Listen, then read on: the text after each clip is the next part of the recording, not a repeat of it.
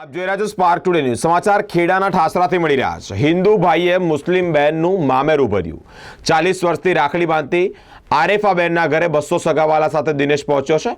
માતાના ઉંઢેલામાં કોમી એકતાનો કિસ્સો સામે આવ્યો છે। ખેડા જિલ્લાના માતા તાલુકાના ઉંઢેલા ગામમાં કોમી એકતાનું ઉત્તમ ઉદાહરણ સામે આવ્યું છે, જેમાં હિન્દુ મુસ્લિમની એકતા જોવા મળી છે। 40 વર્ષથી પારંપરિક સંબંધોની કહાની, જેમાં દિનેશ પરમાર આરેફા બહેનને ચિકોદરા ગામમાં પાડોશી તરીકે રહેતા હોય ત્યારે મુસ્લિમ વોરા સમાજની આ દીકરી કિશોરાવસ્થાથી જ દિનેશને રાખડી બાંધતી હતી। 40 વર્ષનો સંબંધ, ભાઈ બહેનનો પવિત્ર સંબંધ, અને આ સંબંધમાં મુસ્લિમ બહેનને તેણે મામેરું બાંધ્યું છે।